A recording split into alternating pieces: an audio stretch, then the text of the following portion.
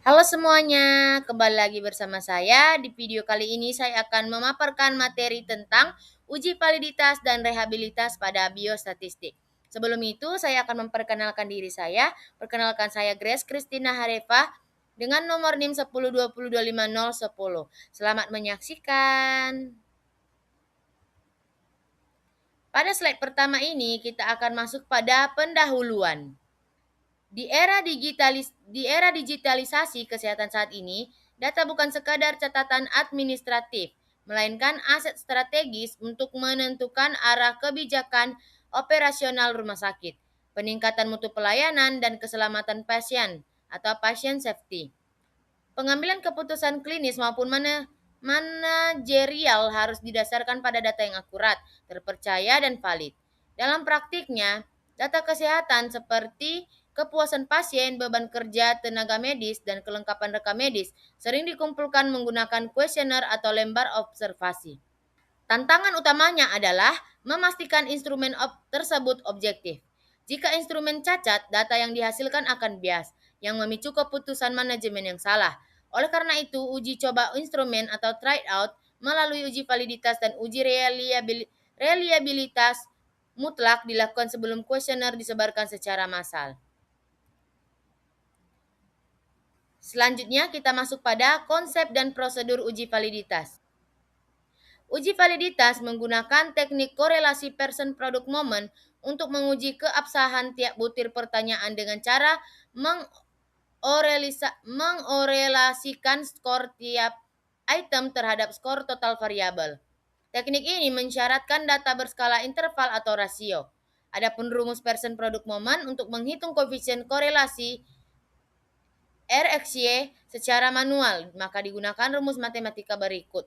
Teman-teman dapat melihat di mana Rxy sama dengan N sigma Xy dikurang sigma X dikali sigma Y per akar N sigma X kuadrat dikurang sigma X kuadrat dikali N sigma Y kuadrat dikurang sigma Y kuadrat.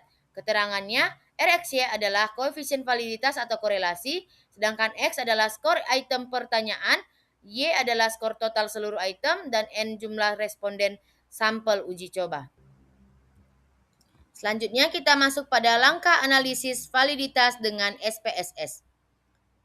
Variable view atau variable view, klik variable view di pojok kiri bawah, lalu masukkan nama variabel, misalnya P1, P2, P3, dan total, serta sesuaikan bagian label.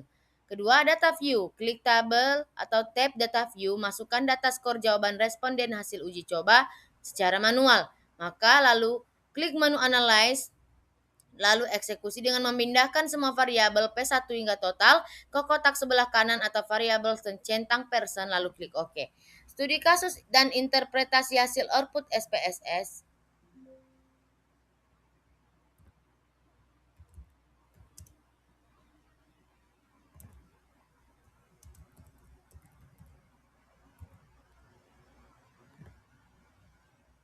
N sama dengan 7.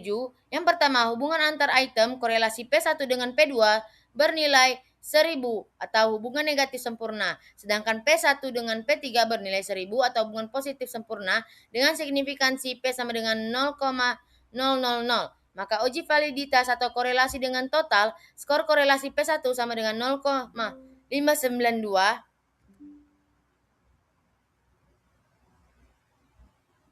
P2 sama dengan 0,592 dan P3 sama dengan 0,592. Nilai signifikansinya adalah sig to tailored.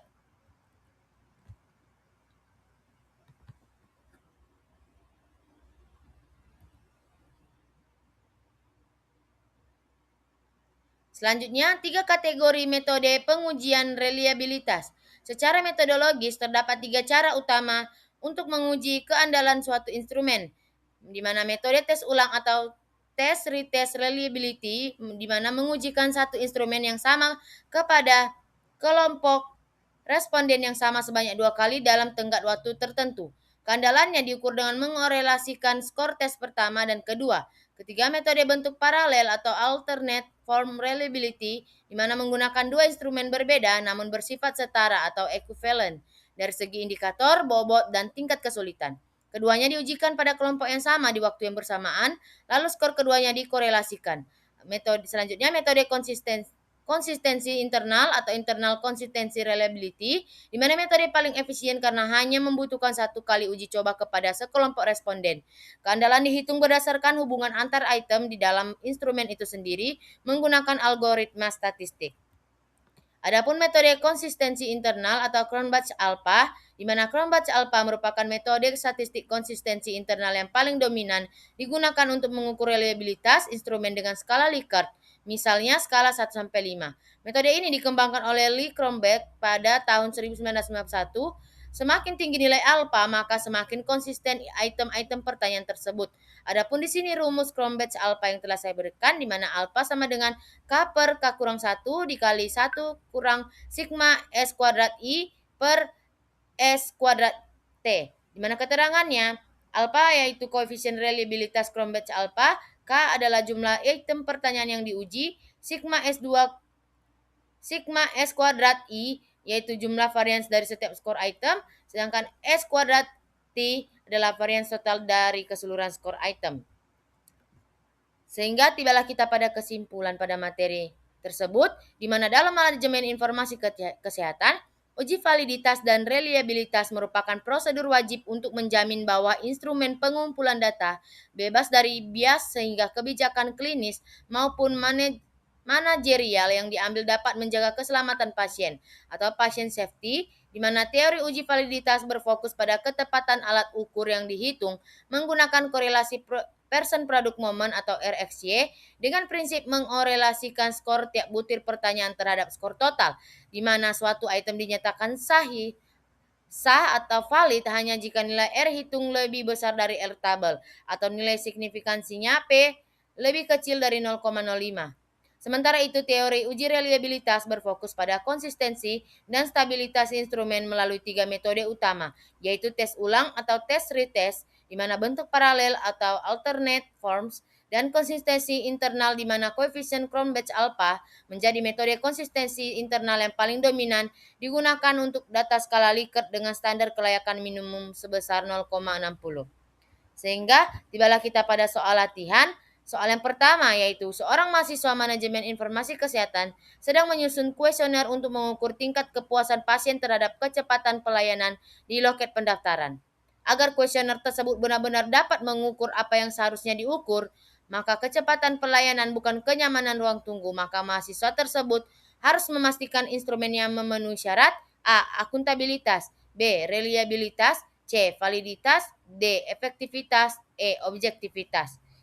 Kunci jawabannya adalah C. Validitas.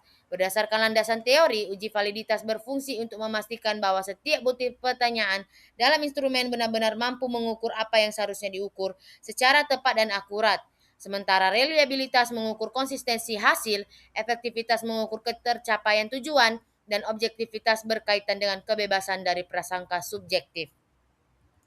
Selanjutnya kita masuk pada soal yang kedua, di mana pada uji coba atau tryout instrumen dengan jumlah responden N sama dengan 7 didapatkan nilai signifikansi atau sig-to-tailed untuk butir pertanyaan P1 sebesar 0,162 jika taraf signifikansinya atau alfa yang ditentukan adalah 0,05 atau 5%, maka kesimpulan yang tepat untuk butir pertanyaan P1 adalah A. Butir pertanyaan P1 valid karena nilai 0,162 lebih besar dari 0,05. B. Butir pertanyaan P1 tidak valid karena nilai 0,162 lebih besar dari 0,05. C. Butir pertanyaan P1 reliable karena nilai 0,162 lebih besar dari 0,05. D. Butir pertanyaan P1 tidak reliable karena nilai 0,162 lebih besar dari 0,5. Butir pertanyaan P1 harus langsung dibuang tanpa analisis lanjutan. Kunci jawabannya adalah B. Butir pertanyaan P1 tidak valid karena nilai 0,162 lebih besar dari 0,05. Dalam dasar pengambilan keputusan uji validitas menggunakan SPSS, suatu item dinyatakan valid jika nilai signifikansinya lebih kecil dari alfa sama dengan 0,05 atau P lebih kecil dari 0,05 atau jika R hitung lebih besar dari R tabel. Karena nilai signifikansi P1 atau 0,162 lebih besar dari 0,5, maka hubungan item tersebut dengan skor total secara statistik tidak signifikan, yang berarti item tersebut tidak valid. Selanjutnya kita masuk pada soal yang terakhir. Setelah melakukan pengolahan data kuesioner skala Likert menggunakan SPSS, diperoleh nilai koefisien Cronbach alpha sebesar 0,75. Berdasarkan pedoman interpretasi nilai reliabilitas, instrumen penelitian tersebut berada pada kategori A. Tidak reliabel, B. Cukup reliabel, C. Reliabel, D. Sangat reliabel, dan E. Reliabilitas sempurna. Kunci jawabannya adalah C. Reliabel, di mana berdasarkan tabel pedoman interpretasi standar nilai Cronbach alpha, lebih kecil 0,60 itu tandanya tidak reliabel, atau 0,60 dikurang 0,70 atau cukup reliabel, 0,70 sampai 0,80 adalah reliabel, 0,80 sampai 0,90 itu sangat reliabel.